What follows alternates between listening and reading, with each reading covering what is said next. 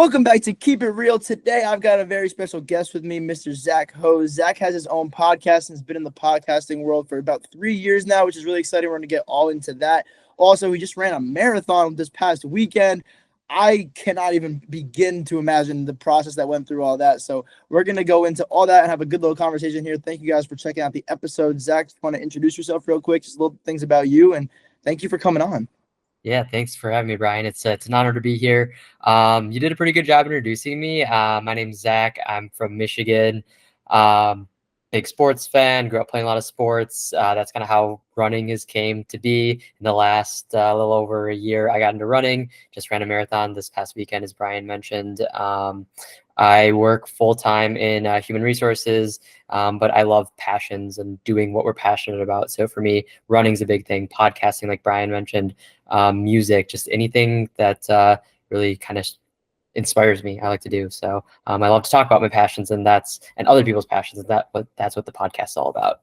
Yeah, so let's talk about that first, like your podcast. It's called Zap and it started 3 years ago, as I mentioned, just over 3 years ago. So first of all, the dedication, like just to have that is amazing. Like just to put your mind to something and to continue it for 3 years, like that's not just a passion anymore. Like that's something that you're serious about. Like that's awesome. Where did the inspiration come from? Did you have anybody that you like looked up to, or any other podcast that you took inspiration from, or how did you start with your podcast? Yeah, that's a great question. So for me, really, I've always loved talking to people. I've always said that like the whole purpose of life is human connection and to connect with people. Like I'm that guy that like if I'm in an elevator, I'm just gonna start striking up a conversation with someone like about Love whatever. So I love connecting with people, and it was like, how could I do that? And then it kind of started around like the pandemic times where we're kind of locked inside and we're not really socializing as much. So I would honestly just go through like my contacts on my phone and be like, hey, I haven't talked to this person in a while. Let me just reach out. And it just led to these like genuine conversations and connections. And I got to the point where I was like, I'm really learning a lot from these conversations, and like the people I know are super smart or wise, or they are doing cool things. I wish like people could be like a fly on the wall and hear some of these conversations. So that kind of led to like, oh, maybe I can start a podcast. So I'm a little weird, and I don't listen to many podcasts myself. it. I never really have. So I can't really say that I have a true inspiration that I got it from, but I've been fortunate enough to have a lot of people in my life that are really creative, whether it's musicians or artists, like like painting and drawing and stuff like that. So just the creative element that those call for kind of led me to wanting to do my own creative endeavor. Yeah, that's awesome. So you said you have like people in, like, you talking like family members or like friends in these creative spaces. Like go on about that. I feel like that's super interesting because whenever I talk to people who have like people in those creative fields, I find it so cool because everyone in those creative fields especially has such a unique story. It's not always just, oh, I went to school and then I got a job. It's like they're unique. So who are those people for you, if you want to elaborate a little bit, if you want? Yeah, so it's kind of interesting because on a smaller scale, I would say the only family that I have that's creative is my dad. He's an artist, well, not an artist, but he likes art. Yeah. So he grew up drawing a lot and sketching and any kind of form of art he would do. And kind of a cool story is he's from Maryland, and he drew like a Walt Disney themed kind of display book, and it was actually in a local museum in Maryland, and it actually got stolen. Uh, What? Someone like stole it from the museum. It's not That's like super valuable or anything. Like he's not like some famous artist, but still. it just got stolen from a local museum. So I grew up just like watching him draw, or like it would always be cool when I'm a kid growing up, and like maybe first day of school, I go downstairs, eat breakfast, and like on the kitchen counter, there's like a little hand drawn sketch that he drew out that says like "Have a good first day" or something. Or like I grew up around the time of like Pokemon and like Yeah, Yu-Gi-Oh and stuff, yeah, so like yeah. I'd watch the show or collect the cards, and my dad would like draw like a scene from the TV show or something. So I just kind of grew up around that. I don't have any artistic abilities, but I try. But that kind of inspired me. And then outside of that, outside of my dad, just a lot of friends that have gotten into creative things, whether it's music, video making, Oh, cinematography, audio recording, just that kind of stuff. So, and now, I mean, fast forward, and like I consider you a good friend that has been in the creative space for a while with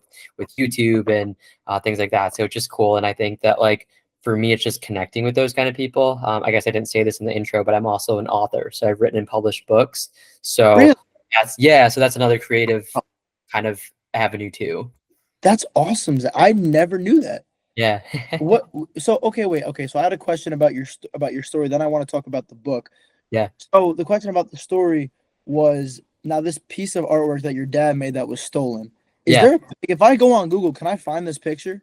I don't think so. Like, I don't even know what you would Google. Like, he told me the story a long time ago, and I could probably ask him like what the true origin is, or like was Right. the artwork named, or what museum was it? But yeah, I don't know. It was just like I think it was like almost like a picture book. Like it was maybe 20 pages, and it was like Mickey Mouse and Donald Duck and like Goofy, just different pages. But yeah, I don't think there's any way to like track it.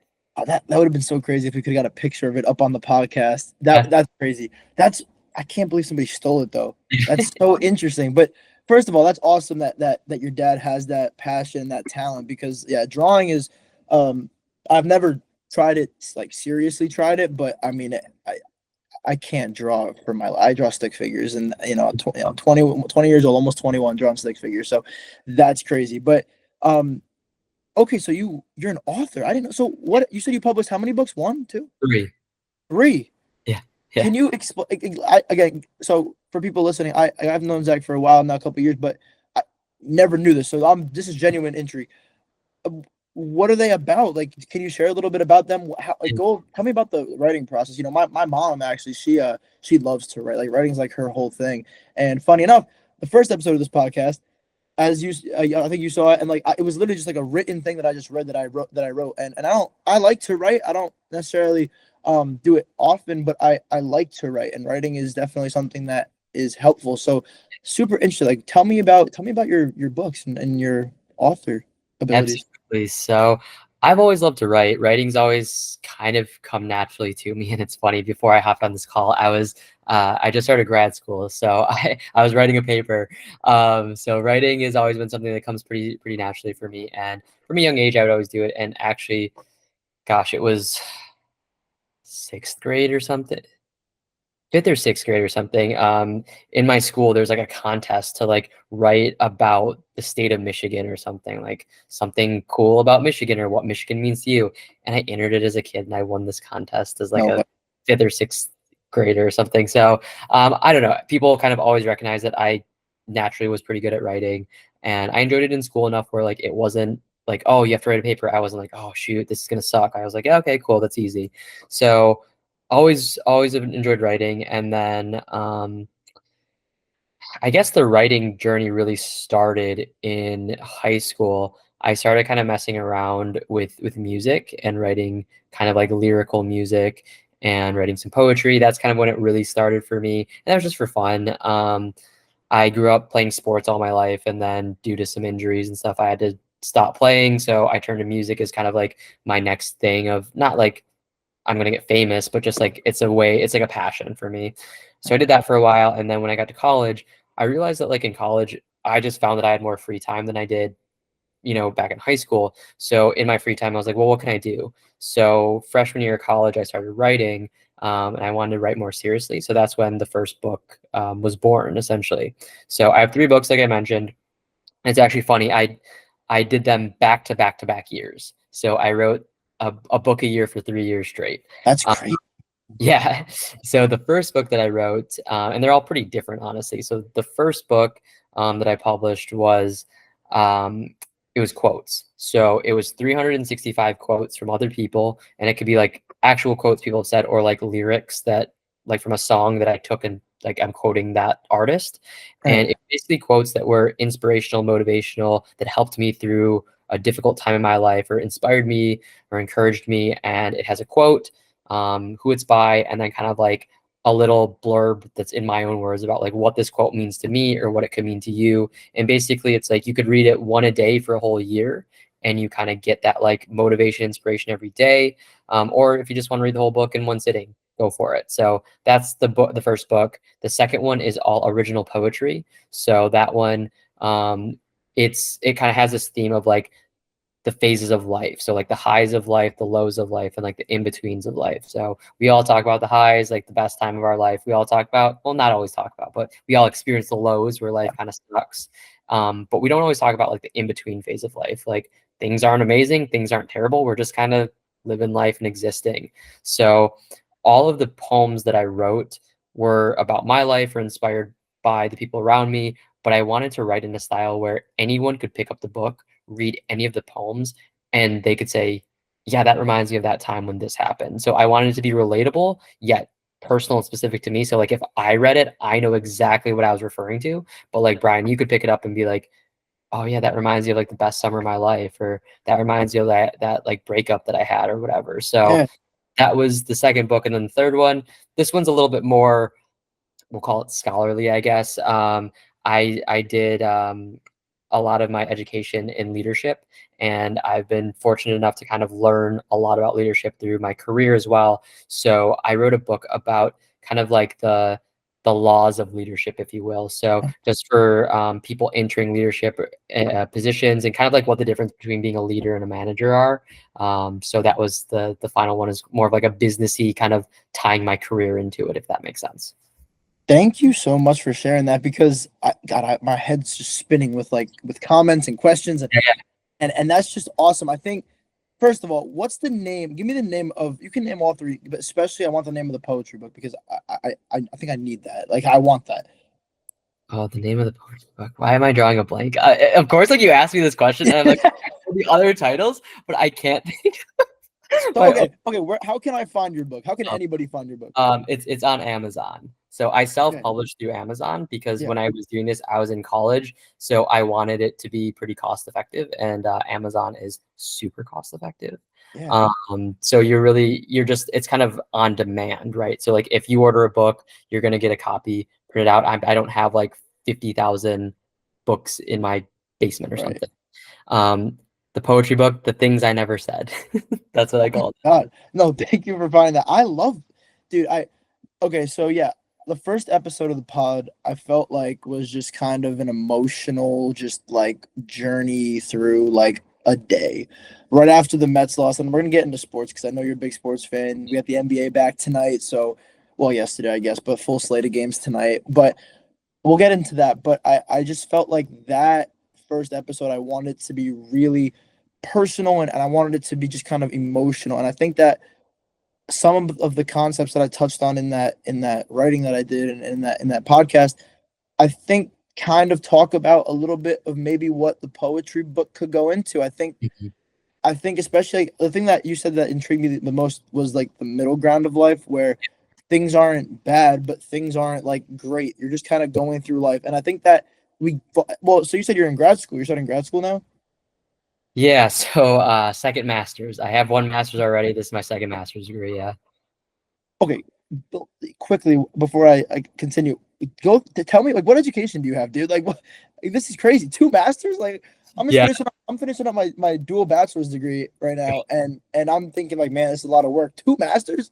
Yeah. This is fun because to anyone that's like listening, Brian's been on my podcast twice, but obviously like the roles are reversed now. Like now Brian's asking me the questions and Yeah. sharing everything. So yeah, it's cool to like talk about these things because some of it probably came up in my podcast recordings with Mhm. you, but it's more so people getting to know you. So Right, right. yeah, happy to share my experiences and everything. So I have a bachelor's in psychology, leadership, and management.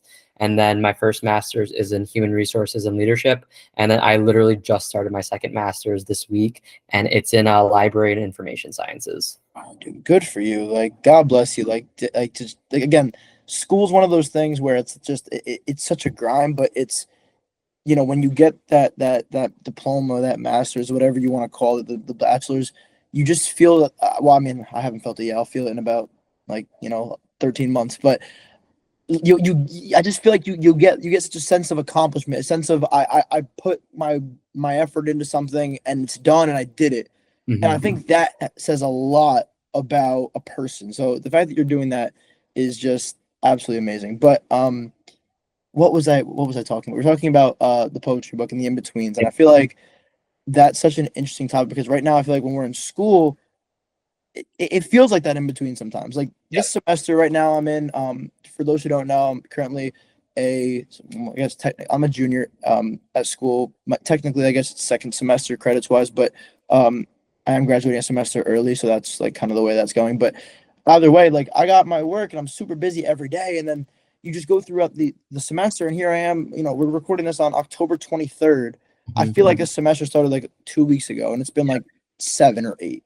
Yeah. And I feel like college and like when you're at school is a very good representation of that middle ground because things might not be great because we still are so busy. We have schoolwork and we have a lot of obligations and a lot of responsibilities, but things aren't bad. I mean, we're fortunate enough to be able to go to school. We're fortunate to have friends and family and being able to do stuff like this, right? Yeah. But that's just such an interesting concept that I'm curious to see how you tapped into in the poetry because I think that's a very hard thing to put into words sometimes. Yeah.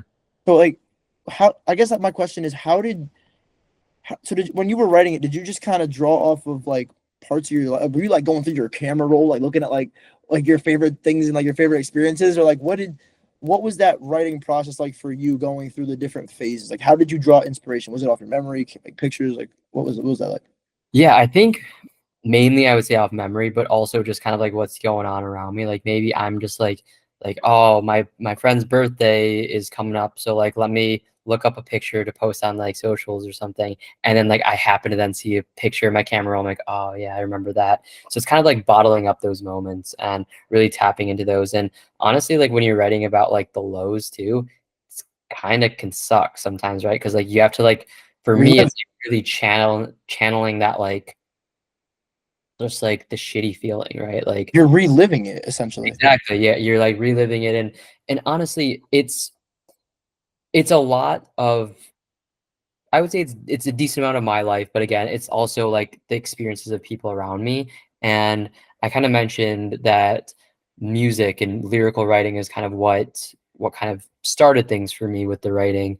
And for that, I've always so like my preferred way to write music is actually freestyle. So, and I know like you like some hip hop and rap. So, like Yeah. really, what I would do is I would just like put on a track and just go. Like I'm just going and like I would literally just take my phone, put on like a voice memo, and just go and talk, and then Yeah. record and I'll play it back. And that's kind of where I would draw inspiration.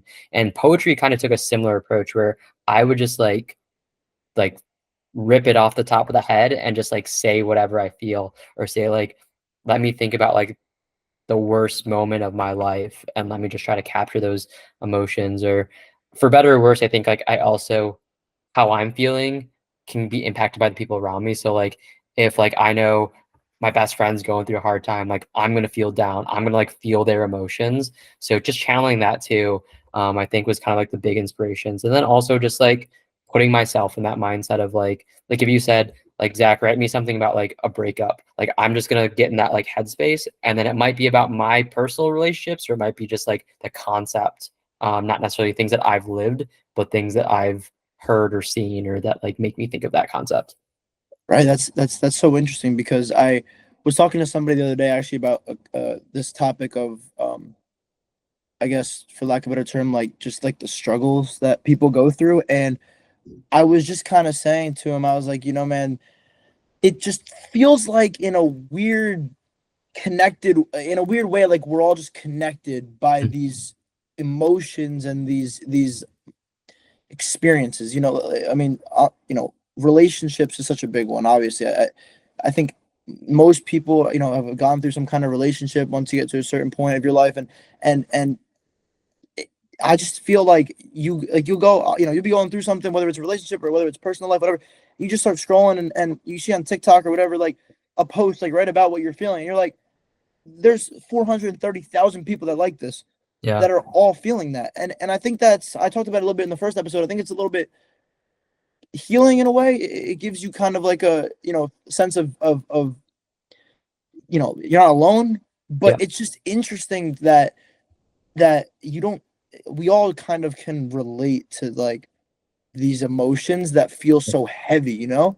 Yeah, absolutely. And I think it's also kind of the unique situation where our interpretations of things can be really different. Like we could pick any song right now and you could think like it makes you think about like a sad time and I'm thinking maybe it reminds you of like one of the best nights of my life. You know what I mean? So it's like we have that shared emotion and those shared connections, but also it can be different, you know, for what it is. Like you could think about hopefully this isn't too soon. You could think about the Mets and that is like it sucks. Someone could think about the Mets and be like, yeah, Dodgers made it. Like, let's go. Right, So right. it's the same concept, but like just different emotions. But we're all kind of interconnected. And I think it's like even like you and I, I think that we're so connected on things. And I know that like the last time you're on my podcast, which I feel like that's been probably like 2 years at this point. Yeah, a couple of years now. I was a freshman.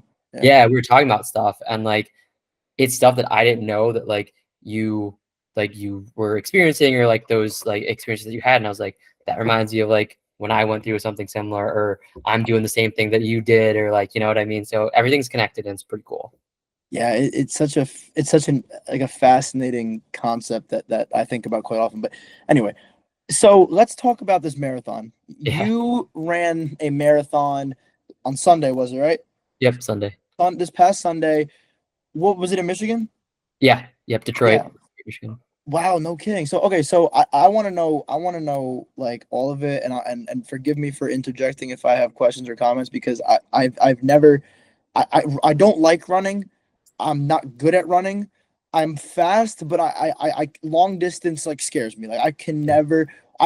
We had when I was playing basketball like freshman year of high school and sophomore year, and in Yeah. order to be on the team, we would have to go out to the track. It'd be like a week or two before tryouts, and we'd have to go out to the track at like 8 in the morning on like a Saturday. It's like in the fall. It's like November. It's freezing cold. Whatever. I remember going there one day. I had like turtleneck and wool hat, all this stuff, and we had to run a mile on the track. And that seems like nothing, but like you had to get like under like whatever amount of time to like get it. And I remember, I think I ran the last time it was sophomore year. The last time I did it, I think I ran like an 8 minute mile, and I was like, hey, like better than last year. Like and then I see these people doing marathons. It's so funny. I actually talked. There was a guy, um, a week or two ago. He's uh a personal trainer. I'm pretty sure he is, or he works at this gym in New York City, and I got connected with him through a friend, and like I was gonna maybe do some video editing for him. It's kind of up in the air right now, but regardless, we had like a little meeting just to kind of go over it. And he was telling me about the marathons that he runs, and the way that he wants to do it is he wants to run 6 majors in Yeah. a Yeah. year. In a year, Oh, in a and year. yeah, Okay. like so he's talking about like Tokyo and like all these different places. And it just got me thinking. And then like I knew you were running the marathon, so I was like, this is perfect for the podcast. Like, how does that where do you start? Like, are Yeah. you running like what is it, 26 miles a marathon? 26.2? Yeah. Yeah. So day one, you're like, all right, well, so what made you want to run the marathon? And then tell me about like the beginning of it, like your start at the beginning of training. Yeah. Okay. So, a lot of good questions, a lot of good content here. So, one thing that I actually do want to like correct myself on is you said like it was in Michigan, right? And I said, yeah, Detroit. That's true, but technically not fully because the cool thing about the marathon that I ran is it is the only marathon that is in two countries. So you start in Detroit, you cross the Ambassador Bridge into Canada, you run like 4 miles in Canada, and then you come back underground through the tunnel back to Detroit. So you go from one country to the next. It's the only marathon. It's the only marathon that does that in the world. And additionally, the mile that you come back underground in the tunnel back to Detroit, that's the only underground mile for a marathon as well. So super cool, like Oh my course. gosh. Yeah, Wait, real quick. Wait. So, all right. So, like, when you're like running the marathon, right? Like, you're going, and you're about to cross. Do they like stop you at the border? Like, let me see your passport. they have the right to. But when you sign, Really? yeah. That So when was you, just like that was kind of like a joke. Like, they actually can do that. Like, they can yeah, stop you. yeah, yeah, absolutely. So um, I don't know if this is just like a Michigan thing, but do you know what an enhanced driver's license Yeah. is? Yeah. No. No. I think New York's actually mandating it by May. Okay, cool. So But yeah, like when you register for the race, you have to submit documentation for your enhanced driver's license or your passport. right. So you have to do that, and then before any race, there's something called packet pickup, where you go the day, couple days, whatever before, and you get like your race bib that has like your name and number on it, your free T-shirt, Yeah. bunch of swag, stuff like that. Um, when you go, you also have to provide your physical passport or enhanced driver's license. Right. You also then have to bring it to the race and run with it, and they reserve the right to stop you at any point. Um, Everything's obviously pre-screened before the race day happens, Yeah. but yeah, like you could be stopped at any point and have to provide documentation. It's insane. Like, can you imagine, like, you train all this time, and I'm Yeah, not talking time of how long you train, but because I have no idea. You train yeah. all this time, you're running a marathon, you're like out in front, and the border patrol guy is just like, no, give me your passport. Like, can you imagine that? It would be crazy. And like speaking about like training all your life for it and like you're like leading the marathon, just random fun fact to anyone listening. So the fastest male and the fastest female that won Detroit this year are a married couple, No kidding. which is pretty insane. Yeah, yeah, That's awesome. I would, I mean, imagine having like a hobby or like a passion like that yeah, you share with your significant other, right. and you Yeah, guys like pushing each other every day in your personal and like I guess professional lives, if you will. That's awesome. But yeah. okay, It's, back to your story. I'm yeah. sorry. No, So so it you're at that's like sick start though. and Yeah, everything. that's sick that it goes into two different countries. But yeah, so how did that? So that's awesome. How did when like give me like the timeline. Like when did you say you wanted to do this, knowing that this was in October? Like when did you start training? What did the training days look like? Yeah, I'll just give you kind of like a quick overview of like my running career in general. So I've always hated running. I absolutely hated running. It sucked. I made fun of my friends that ran. I thought it was stupid. Um, if you want to get into this, we can. But I grew up athletic and a good athlete and everything, but I was not in good shape. So from like I was just very unhealthy. So I've lost like 90 pounds from when I was like 15 to now. So went through like this crazy like body transformation. But anyways, like I never liked running, and that was probably part of it because I wasn't like I was good at sports, but I wasn't like a good ath I wasn't like athletically Yeah, built. yeah, sure. So every year after I kind of got in shape, which was like when I was 16 or so, um, I would always joke that, oh, it's summer, it's a beautiful day in Michigan. I'm gonna become a runner. This is the year I become a runner. So last summer, I went for a mile run, just like I want to see, can I physically run for a mile straight without stopping and do that? I did it, and it was like a 9:58 mile or something. And I have this kind of like addictive personality where I was like, all right, I can do better than that. So the next day I ran a mile and it was like 9:48. I was like, all right, I could do better. Next day, like 9:35, whatever. So I kept decreasing my mile time. And I was just running a mile every day and I got it down to like 7:45 or something. And Wow. that was like me running as hard as I could, like felt like I was gonna die afterwards. Um, so that was kind of like what got me into running. That was a year ago. Do you like reality TV by any? Yeah, yeah. I can get into some reality TV. Okay, have you heard of the show Big Brother? Explain it. Like, what's it about? People get put in a house and you're like cut off from the outside world. You do competitions like to win like head of household, then you nominate people and you like evict people from the house, and it's like the last person standing wins the big prize, and it's No, kind of making it, alliances and backstabbing, all that stuff. yeah, it seems like it sounds familiar, but I don't think I've heard. I've never watched it. I don't know if I've ever heard of it. Okay. Yeah, it's been on for like 20 years or something. It's Yeah, yeah. crazy. So, reality TV show. The reason that I'm mentioning that is I have a friend who's his name's also Zach. Zach rants to anyone that's a Big Brother fan. He was on Big Brother 16.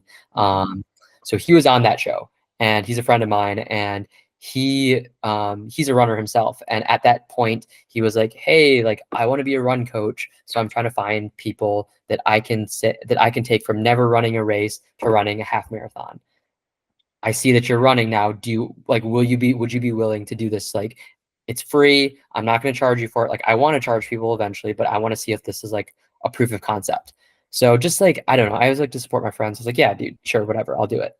So he's like, "All right, I'm going to be your coach, and I'm going to coach you to run a half marathon."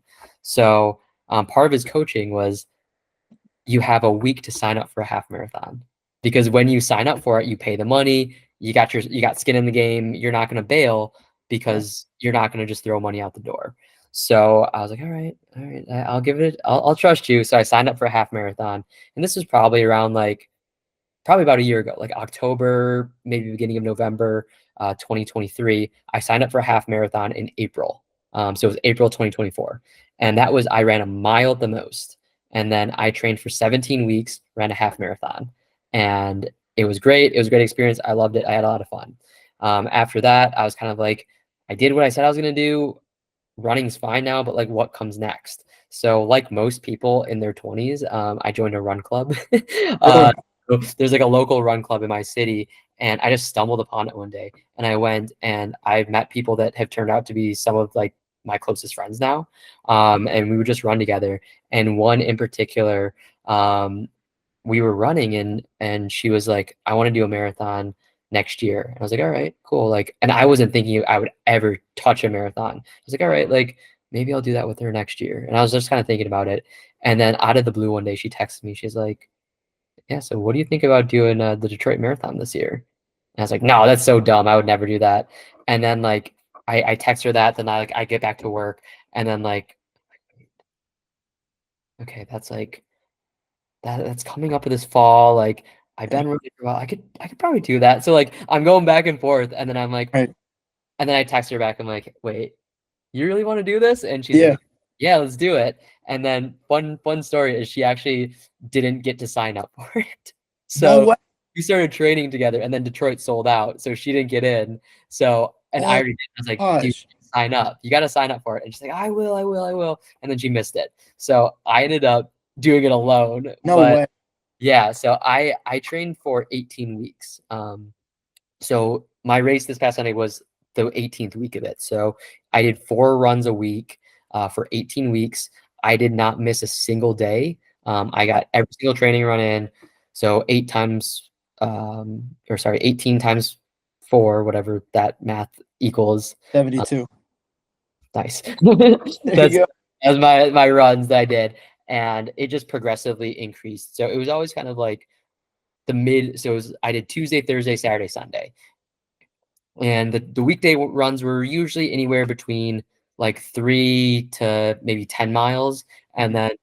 then one weekend run would be a long run. So at first that might be 10 miles. And then the max that I hit was 20 miles. Oh my Um, gosh. and then the other weekend run would be like a 4 to 7 mile or something. So a bit kind of like in the middle. So I just did that, and that was my training plan. Like I said, no matter what, if I was on vacation, if I had a work trip, whatever, I still made sure to get my runs in. Right. And I think it's just really consistency. Like that's the important thing with marathon training, and like getting the mileage in. That's super important because you want to train your body up for it, but you don't want to hurt yourself. I think that's the big thing, and it was a great experience, and I love that I did it.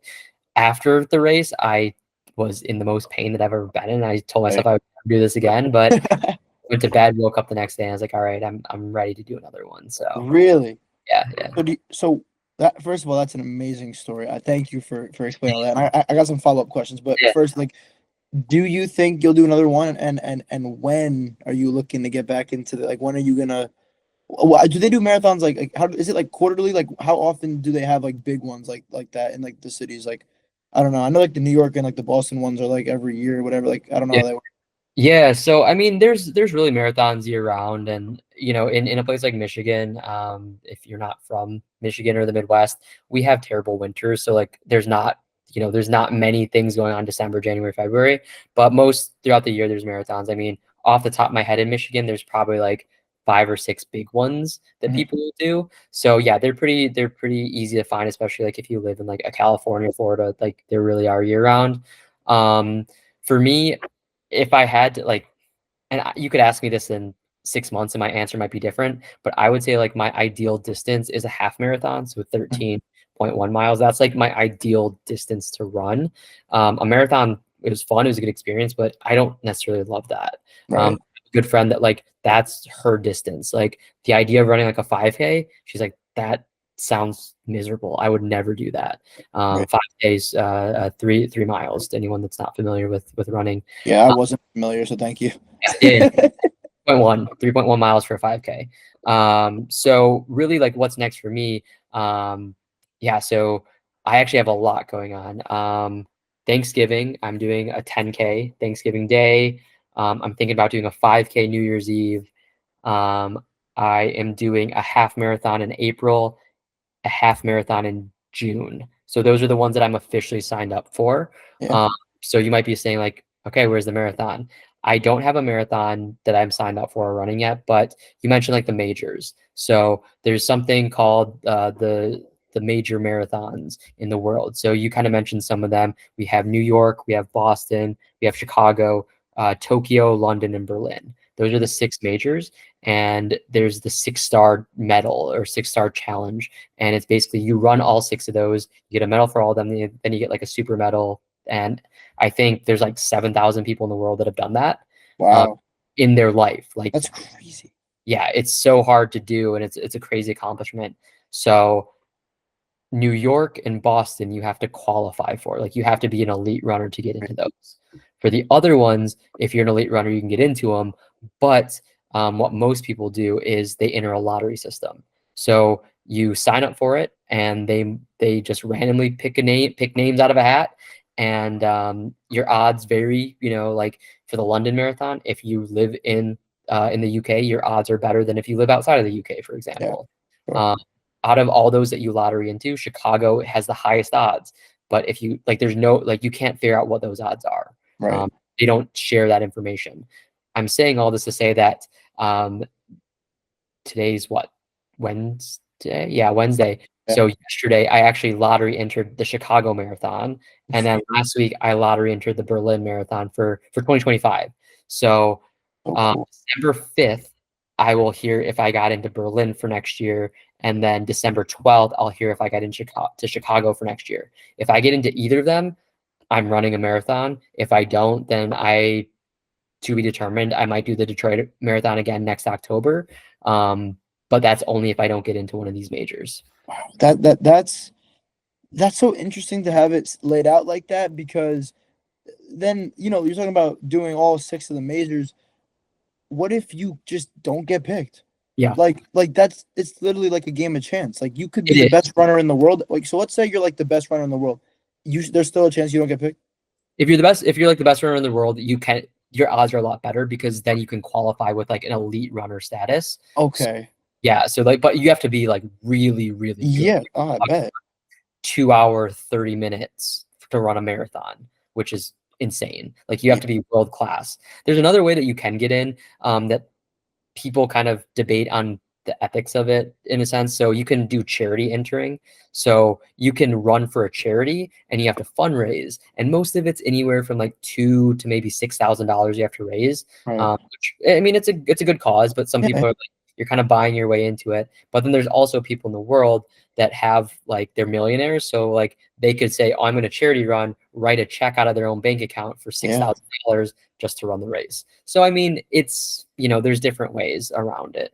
That's interesting to be able to go that way, Yeah. and that they allow that. But that, I guess, at the heart of it, it's for a good cause. Right. Yeah. At the heart of it, it's a good cause. And I mean, a $6,000 check that I wrote to this charity versus me raising $50 from a bunch of people, the charity sees it as $6,000 more. Exactly. Yeah. Yeah. Well, that's awesome that you're also doing like all those other like the half miles and the other runs, like the Yeah. 10K and the Yeah. 5K and all that you mentioned. That's super cool. So I guess, do you just pick up training right away? Like, do you take any time off? And also the other thing I wanted to mention was like, what are you also? So obviously you're running Yeah. every week.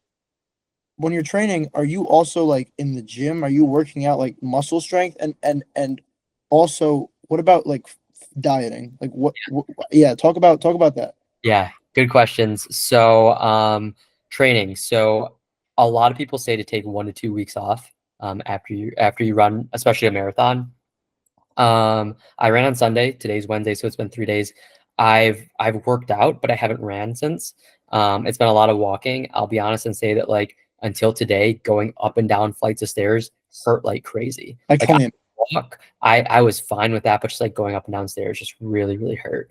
Um, I am thinking about running a couple miles really slow and relaxed tomorrow because I want to get back into it. So most people say to give it like about a week minimum off. I'm kind of Yeah, breaking a little bit, but I'm not going to push it too hard. So that's to answer the question on that.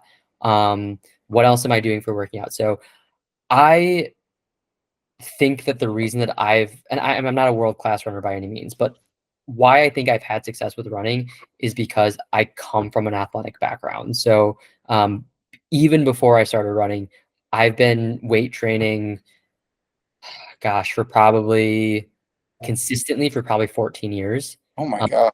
yeah. So, and like when I was younger, it would be like 5, 6 days a week. And then as I got older, I've changed it to 3 days a week. So like my normal routine is Monday, Wednesday, Friday, weight training, Tuesday, Thursday, Saturday, Sunday running. Every single day of the week, I do yoga, and then every single day of the week, I'm walking. So on run days, obviously, like my step total is going to be a lot higher.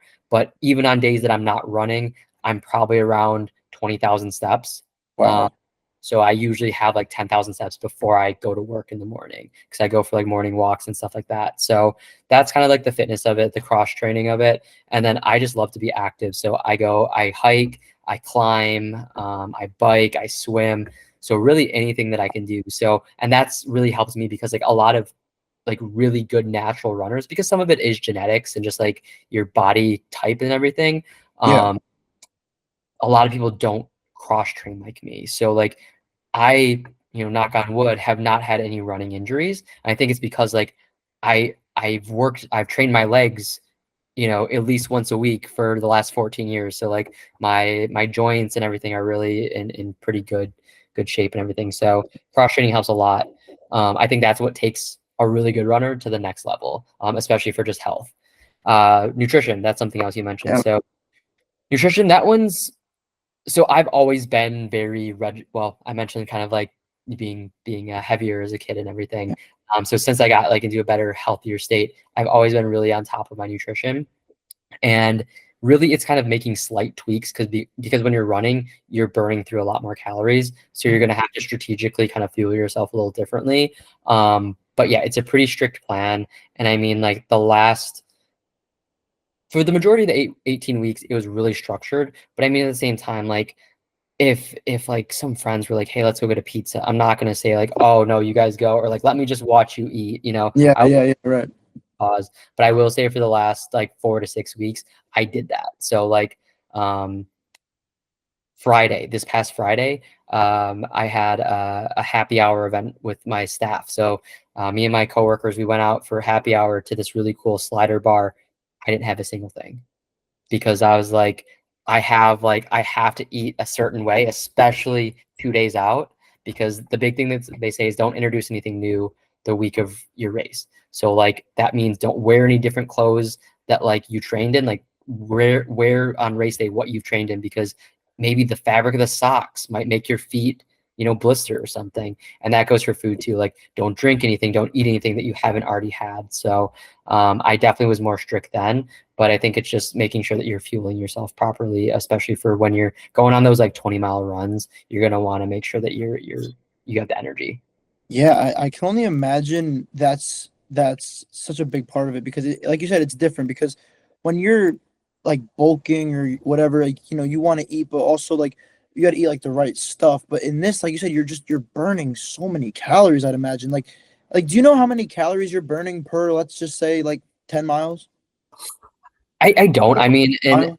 if we're getting very like scientific with it, the amount of calories you burn is going to depend on like what your lean body mass is, right? So like Yeah. if someone's leaner than someone else, they're going to burn more. But I mean, just I guess like to give some sort of context for me, when I would go on runs and take your smartwatches with a grain of salt, but it would say that I would probably burn like on longer runs anywhere from like 1,000 to like 2,500 calories. Yeah, no kidding. That's crazy because then you have to obviously, I guess, make up for a lot of those you would think, but Yeah. yeah, I mean, I wouldn't be able to not have sliders. That sliders are like any kind of finger food like that, especially on a Yeah, Friday, like the I work know. week done, It was, like everyone's there, your coworkers or your buddies, like, oh, yeah, good for you. And I don't think I'd be able to do it. yeah, it was tough. And I make this joke that like people are like, "Oh, why do you run?" And I'm like, honestly, so I can eat more. Like, so I love food, so I can eat more food. Because that's the thing. Like when you're burning so much through running, like I mentioned that I was pretty strict with my diet, but when I was more laxed on those days, I could get away with it because I've burned so much Right. just from running. that it kind of it evens out in a sense. I mean, like if I was trying to really, really take it seriously, which not to say that I haven't been, but like next level serious, I would really, really dial it in. Whereas like again, I'm at a point in my life where like I want to have fun, I want to enjoy it, I want to make memories with my friends. I'm not gonna say like I'm not gonna go out for ice cream. Right. You know, Yeah, exactly. it's How, balance. how old are you again, man? You're 28. 28. Wow, yeah. So that to do all of this, like marathon, 3-year podcast, like bachelor's, master's, second master's, like before 30 is amazing. I just want to give you your props for that because that's amazing, man. Like that's so Thank cool. you. Thank you. I appreciate that. It's funny because like I've always struggled with like recognizing accomplishments of my own. Like I think for me, it was like I said I was gonna make a podcast, so I made a podcast. Like I Yeah, don't that's obvious. Or like I like people like you have a master's. Yeah, I went to grad school. I knew I was gonna finish it. Or like you ran a marathon. Yeah, I signed up for it. Like yeah, I'm not going to do a marathon. So right. you're someone like yourself that I respect a lot, to say like that I've made those accomplishments. I appreciate that because like I think in my mind it's always like it's expected. Like I have high expectations for myself, which has helped me accomplish the things that I've accomplished, but it also can be my own detriment when I'm sometimes I'll be honest and say that like I'll sit here and be like, I haven't done shit with my life. Like I haven't accomplished anything. I'm not going anywhere. I have zero direction. Like look at this person that's done this, this, and this. But I think it's like something that I've learned as I've gotten older. Is like I have to celebrate the successes and the wins. And even like kind of going back to the marathon, like I set a goal time. I didn't hit the goal time and I've been like pissed about it. I was like, oh my God, like I failed. Right. I'm like, I didn't do what I set out to do. I failed. I let people down. I let myself down. But realizing that that's not the case. And at the end of the day, I did something that not many people can say that they've done. Yeah, Yeah. exactly. Like just the thought of running a marathon, just I mean, I'd be out there and they'd have to like, get like the cops to come just to make light around me so I could see where I'm going because it's dark Yeah. out. Like Yeah. I'd be out there all day. Like Yeah. like how long did it take you to run the marathon, if you don't mind me asking? Oh, 3 hours and 40 minutes. Okay, that sounds incredible to me. Like Yeah. that's what, like how many miles per hour? It was 8 minutes and 25 seconds per mile. Yeah, like dude, like I especially at this point, like I man, you said you've been working out for like 15 years. 14 years. This past summer was the first time I was really like in the gym, like locked in. And I started like by the end of it, I was going with like two of my buddies, like two of my closest friends, and Yeah. we were going like 3 times a week, and it was great. And then like we stopped, or we were all using like one of my buddy's plans, and we were just like splitting the cost and using like the buddy system, whatever. I don't know. And basically, eventually, he went off to school, and I had like 2 weeks left before I went back. So I was like just not doing it, and I regret to inform everybody listening and regret to admit I've been to the gym one time this semester and I've been here for 7 weeks and it kills me. I literally was looking. I had a meeting right before this podcast and I was looking into the my camera as I am right now, and I was looking at myself and I was like, man, you just you gotta be healthier. Like you're not going. I'm like I'm active. Like I do club flag football with my school. I love that. That's so much fun. I got I'm active and I like to be active. I shoot hoops. I play basketball for recreational. But man, like I want to get back on it. Where do you have like a workout plan that you've always done? Like I guess let's say pre-marathon because I'm sure some of it kind of changed with that. But like for the rest of like your life, like were you on like a plan that you just stuck to? Because I feel like my thing with the gym, I think that maybe some people can relate to. I just get bored of it. Like I get bored of the same things. Excuse me. I get bored of going there and all right, well, here we're doing bicep curls. All right, now we're doing like the lat pull downs, and it's like whatever, and it's just the same thing. Like obviously you have like your different days, but like did you have like the same routine or like what was your like I guess workout like plan, if you will, prior to the marathon? Yeah, good questions. So probably something else that you don't know about me. I've been coaching and training people for a long time. So Really? like I write like workout plans and I do run coaching and stuff like that. So um I think, like you said, the biggest obstacle for people are just I don't want to say interest, but like burning out or getting bored or just like, oh my God, I'm doing the same thing. Because honestly, and that's the thing, like if working out and getting active and being fit was easy, everyone would be like in incredible shape. You know what I mean? Yeah. It's hard. And a lot of it, like it's the cliche, it's like um it all starts in the kitchen, right? Because like you could work out and do a great plan, but like if you're just slamming, candy all day, unless you're DK Metcalf, you're not gonna have like the muscle or the strength or the body that you're training for. For me, it's again like I mentioned in my mid mid teens, probably to 21, 22, I was working out 5, 6 days a week, and I don't think that was good. I don't think that was bad. I think it was what was best for me at that stage of my life.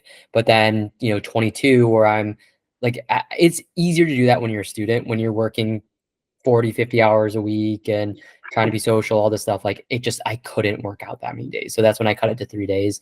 And really it's like, I'm kind of on a system where I'll do like the same workout plan for anywhere from 8 weeks to maybe like 12 weeks, and then I'll swap it up. Yeah. So the benefit of doing that is that you're kind of keeping your muscles and your body guessing, but then also it kind of keeps you engaged and excited and everything.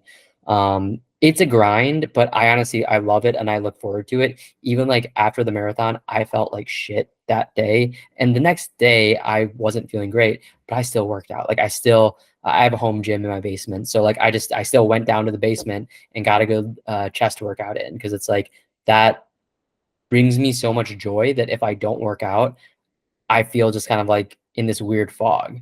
So having a plan that is fun and challenging, I think, is big for me. But for me, it's kind of that typical split. Like I'll do like chest focused one day, leg focus on Wednesday, and then Thursdays like shoulders, and then I'm throwing in other body parts too. So like maybe Mondays chest and biceps, or chest and arms, legs and back, and so on and so forth. So that's kind of the plan with that, and then yeah, with running, it's just kind of figuring out what works. And I've coached people to run. It's funny because my friend Zach that I mentioned, he coached me, and then we went into business together, and now we're coaching people. That's so So cool. I've trained people to run half marathons, which is really cool. And that's like people that have gone from like I'm, I may be overweight. I haven't ran in 20 years.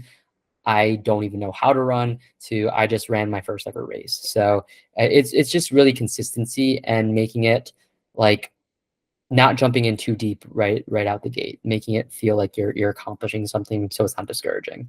Yeah, I think that's a really, really good point you just made at the end there. Just kind of easing yourself into it, Yeah, because it can be daunting. Like when I first started going to the gym, I was like, all right, like everyone in here like knows the machines, they know the yeah, routines, they know what to do. I've never done this before. That's why I went with my friends, because I was like, all right, like teach me. yeah, And now I feel so much more comfortable even going by myself. Like I think I prefer to go with people, yeah, but just because it's just I think you take your breaks better. Like when I'm at the gym by myself, I just want to get it all done. Like yeah, I just want to. I'm just like no breaks, like no like whatever. I'm getting a couple sips of water here and there, but I'm just like all right, workout after workout. But when I'm with like my friends, you take turns, you do like sets, and like you're breathing and you're just yeah, talking, and you know what I mean. It's more of a like a progression rather than just like a sprint. So that's yeah, I think it's a very good point that you made. Okay, so I couldn't really go this entire podcast without talking about sports, and I see the Aiden Hutchinson jersey, and it pains me to see Hutch right now because of what happened to him. And but the Lions, yeah, big. I know you're a big Lions fan. You got first of all, Lions fans deserve everything that you guys have gotten recently, and I hope if I had to pick a team that I want to win the Super Bowl, it would be the Lions. I yeah. think that is such a cool story. Great guys. I love Dan Campbell. How are you feeling about the Lions at this point? Are you guys what 5-2? 5-1. 5-1. Yeah, Yeah, 5-1. So like you guys are at top of the North, I'm pretty sure. yeah, because there was the Vikings. We just The beat the Vikings this Right, past. yeah. So how are you feeling about the Lions at this point of the season, even though you lost Hutchinson? Like, what are your thoughts on the Lions? Yeah, no, good. Oh man, good question. I love talking football. To anyone that doesn't know me, Brian and I talk a lot of sports, and it's a great thing. So first off, shout out to Hutch. Brian mentioned the jersey.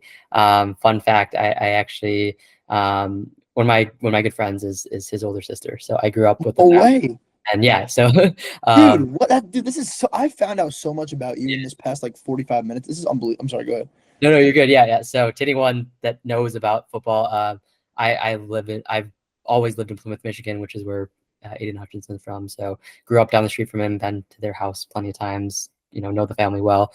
Had season tickets to U of M when he was playing in college and stuff like that. So love the family, and it's super heartbreaking to hear the injury. I mean, I think I'm definitely biased, but I would say he's definitely like consensus among commentators and fans and NFL fans. He's the heart and soul of the team. If not the heart and soul, one of the main motors and heart and soul of the team. So the injury is huge. I think that knowing him, he's such a big culture guy. Like he's still there with the team. Like he's still talking to the team. He's still showing up and stuff. So I think that that's something that's underrated. That his presence and still showing up makes a big difference, even though he can't be on the field. Outside of that, what is going to happen with the team? So if you watch the Lions last year, defense was a little shaky, especially the secondary. I think they did a great job addressing that in the offseason with acquisitions and also drafting. People have said, and I agree, that Terrion Arnold, rookie from Bama, he's been getting a lot of penalties. He's a lot more handsy than maybe you can get away with in the NFL. But I think he's been making good strides, and I think it's going to be a challenge now because just went up against Justin Jefferson with the Vikings. He's gonna have the Bears coming up, and then the Packers too. So they're good. The North has some good receivers, so I think he'll be challenged. But I think they're doing good in the secondary. Aaron Glenn's doing a good job as the DC this year. I saw yesterday Jameson Williams is most likely hit with a 2-game suspension, which is tough. I mean, he's had great games. He's also gone quiet.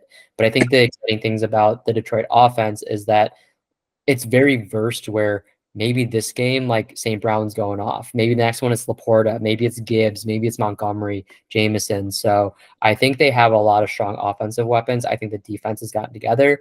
My biggest concern is how are we going to impact the quarterback, the opposing quarterback? Without Hutch, what's that pressure going to look like? I mean, the secondary looked good with Hutch because of all the pressure that was being applied to the quarterback. What are they going to do? I don't know. I mean, Max Crosby, he's a Michigan kid, so I know a lot of Yeah. people want him to come back. I don't know. I mean, honestly, and this is my cop-out answer, trust Brad Holmes. Brad Holmes, a GM, has done incredible things in his tenure with the Lions, whether it's trading, drafting, free agents. I trust him completely. So if he says we're going to go get Myles Garrett, we're going to go get Max Crosby, I trust it. If he doesn't get a single person, I trust that too. Yeah. I mean, yeah, the turnaround.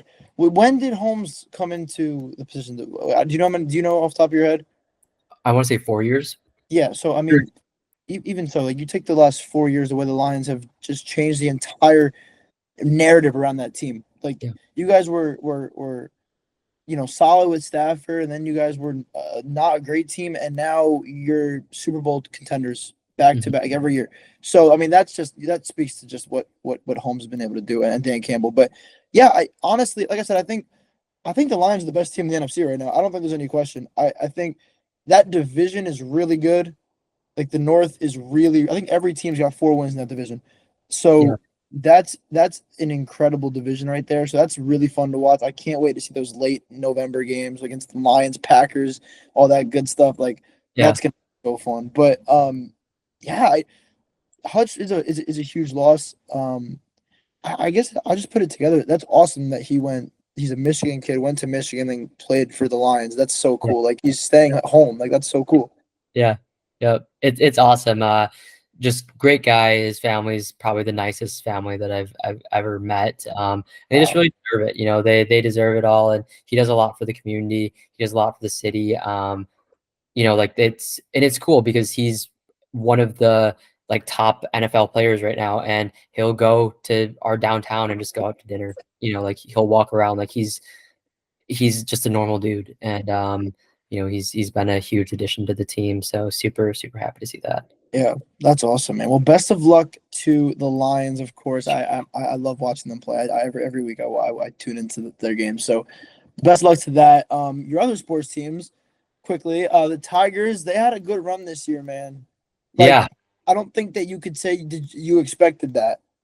No, it was honestly, and like I don't know the numbers, so I'm not gonna talk too much on it, but it was like back in June or something, they had like a 1% chance of getting in Yeah, the playoffs or something crazy. yeah, And I was actually there the night they clinched, no, so which was cool. crazy against Chicago. So that was awesome. Yeah, I mean, baseball was my favorite sport growing up. I alluded to growing up as an athlete. Baseball was my sport. Long story short, blew out my elbow, blew out my ankle, was planning on playing college baseball and then had to stop because of all that. So um, Terrible. baseball has always had my heart. So growing up, in the early 2000-ish era was kind of tough, but then 2010-ish, the peak of Justin Verlander, Max Scherzer, Miguel Cabrera, Prince Fielder, like all those, Victor Martinez, like that was a crazy time. So a little bummed that they never put it together in my lifetime, but it was a historic run this year, so it was a lot of fun. Yeah, I think the Mets and Tigers had similar seasons. I think Yeah, yeah, nobody really expected them to be anything, even a playoff team, and then they both made runs and had some pretty exciting yeah, moments. And I touched on it last episode, so I'm not going to go too much into the Mets today. But just at some point, you got to just be proud of what it was, absolutely. and and the future looks bright for both the teams. So Yeah, you can't really you can't really complain there. for sure. Yeah, and the NBA is back tonight. Yeah, Who are the Pistons? I saw it earlier today. They were playing. They were winning at like halftime when we started this. yeah. Pacers. Yeah, that's right. Yeah. So NBA is back. How you feeling about the NBA this season? You can. I know you're a big basketball guy. Looking forward to it. So Yeah, no, big basketball guy. Big fan of the sport in general. I mean, if we're talking the Pistons, I'm optimistic that they're going to be better, but I don't think they're going to be anything to get excited about. I think they have some good pieces. I'm excited to see how Ron Holland plays in the yeah, NBA. He's been looking good in preseason. I'm hopeful that we'll have a healthy Cade all year because I do. Maybe I'm a little bit biased, but I do think Cade's an all-star. He just yeah, hasn't been able to string it together, but I think he is one of the best point guards when healthy and playing at the level that he's capable of. He just hasn't had any spacing. But I think that this year, hopefully with Tobias Harris, right. um, Tim Hardaway, just getting more shooters, that'll help. NBA in general, I'm excited for it. It's kind of crazy to think that like I grew up in an era where like I've seen LeBron's whole career, Steph Curry, and realizing that they're kind of not that they're not relevant, but they're kind of phasing out of the league, right? Like they're now the old vets, and it's just exciting to see kind of the new kind of I guess wave of NBA players, whether that's like Anthony Edwards, SGA. obviously SGA. It's crazy. So I'm excited. I don't know really what to expect out of this season. I don't think I could say who I think is going to win, but there's a lot of good teams, and I'm just excited that it's back.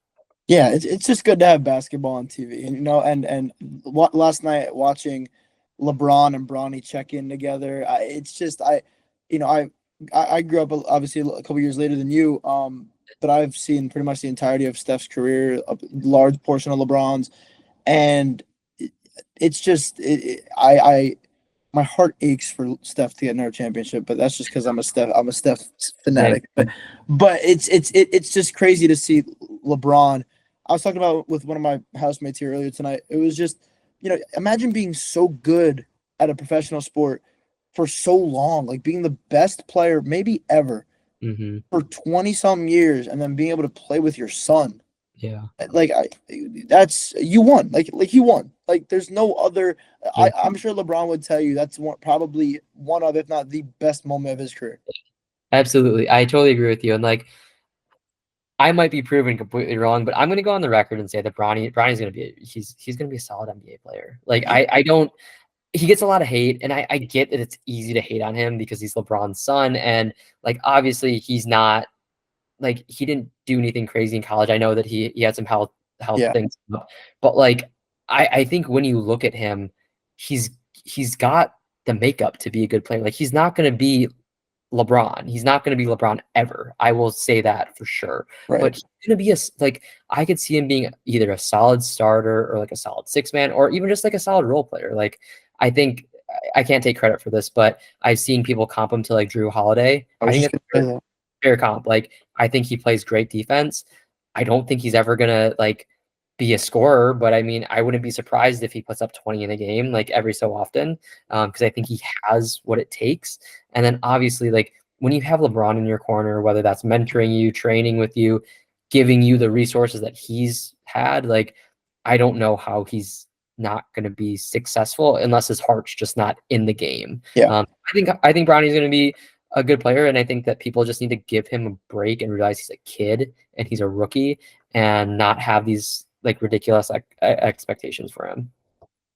I completely agree with everything you just said. I don't have a single bone to pick with that. I think that that was completely right, and I think the Drew Holiday comp was actually one I mentioned to my buddy earlier, and I completely agree. I think that that's kind of like his ceiling, but if you can get to Drew Holiday's level, that he's one of the best guards in the NBA. Like I think Drew Holiday is one of the most valuable players. Yeah. Like every single team wants Drew Holiday. And There's not one team that couldn't use him. yeah, So, I mean, yeah, I think that's definitely an area that Bronny can grow into. Well, all right, Zach, I got one more thing for you here before we go. This is kind of something that I've been thinking about like this entire podcast. I was trying to think when I could kind of ask you this question because it's a bit of a loaded question, but I think it's a good question to end with. So you mentioned, artistic abilities and songwriting, and you're an author and you publish books and you're running marathons and school and HR. What motivates you? what motivates me, man?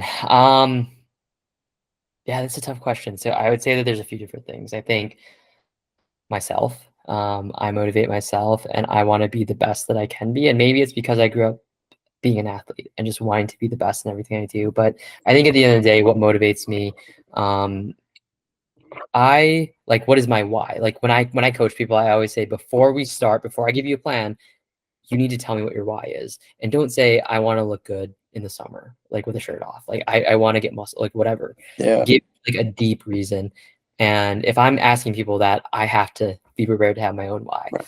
I say my why is that I want to be the best possible version of myself that I can be for myself, but also for the people that I care about. At the end of the day, the people that are important to me, my friends, my family, they mean the world to me. And I want to be the best version of myself for them. Um, and maybe that's even selfish. I want to be the best for them, but like even someone like yourself, like I consider you a friend. I want to be the best that I can be for you. Like I want to be a good friend to you. I want to be able to support you. I want to be present in our friendship. So whatever that means, like kind of I have to sharpen myself and hone my skills and be the best and own my craft. That's what I'm going to do. I think that life, it's precious. Our time on life, we never know when it's going to come to an end. So it's just kind of like realizing that you have to make the time count. And even running a marathon, which is a hard thing to do. And trust me, I felt a lot of pain during it and I questioned myself during it. But it's coming back to the thing that like, it's the thought that I get to do this. It's not I'm forced to or I'm doing it. I get to do it. I'm fortunate enough to do it. I woke up today and I have the physical capabilities to go run 26.2 miles. So what motivates me? What's my why? It's the people that I care about. First and foremost, friends, family. It's being the best that I can for myself and for all those people that I mentioned. And it's just knowing that I don't want to have this like crazy legacy that people remember me for. I just want to be remembered as a good person that cared about others and just chased whatever I was passionate about. And I mean, I think that comes full circle with the podcast, right? Just pursuing your passions to whatever extent that looks like. Wow, that was a beautifully put answer. Appreciate Yeah, I think you said it perfect. That last sentence was I think it's a perfect way to tie up this conversation. Well, Zach, thank you so much. Like it. Yeah. seriously, like thank you. And by the way, you are an amazing friend to me. You don't need to hone any skills. Like I value the friendship and it means a ton, man. Like all you've done for me and all the conversations we've had and we'll continue to have and wherever, everything goes. And I appreciate you being there and everything. And thank you for coming on the pod. It was a pleasure to have you. It was so much fun, and I'm so glad that we were able to do this And I'm so glad that I was able to get your like just learn about you. Like I feel like you blessed me with the opportunity to be on yours, and I just this like you're my first guest. This episode's going out in 2 days. Like Friday, this will be out. All right. So I'm just so happy that we got to have this conversation, and I think it was a great conversation, not only for us, but like you said, for other people too. I think other people would love hearing about this. So thank you. Yeah, absolutely. I'm honored to be on your podcast. Thank you for asking me. It was a great time. Kind of like I mentioned, it's always nice to kind of flip the script and for me to be on a podcast. To anyone that's listening, I hope that you did find some value in it. I hope that maybe you got to know me, or maybe you learned something from it. And, if I can give a message to everyone that's listening, just do what you're passionate about. It doesn't have to be like you're living, just do what you love. Spend time with the people that you love and care about. And seriously, like I'll put this, Brian, that this goes to you, but this goes to everyone listening too. If anyone needs anything, if anyone needs support, reach out. I'm just a normal dude, so I'm happy to talk about life or support you in ways that I can. So reach out, happy to chat or just say what's up. Yeah, absolutely, man. That's real sweet of you. I'm gonna leave all of Zach's links down below, his Twitter page. I'll leave the podcast link down below. Make sure you check it out. Not only the podcast that I was on, but check out all of his podcasts. They're amazing. He got some amazing people on there. Like I'll see Zach post like on Instagram. I'll see him post like this week's guest, and it's just like the amount of time and effort that you put into that Instagram post. It's like Yeah. 2 or 3 paragraphs just about that person, and I'm Yeah. just like, dude, like this guy genuinely cares about every single person in his life that he's close with, and I aspire to be like that. So again, make sure you check out Zach, guys. Thank you guys for tuning into episode 2 of Keep It Real. Next episode will be out next week. I appreciate you guys. See you.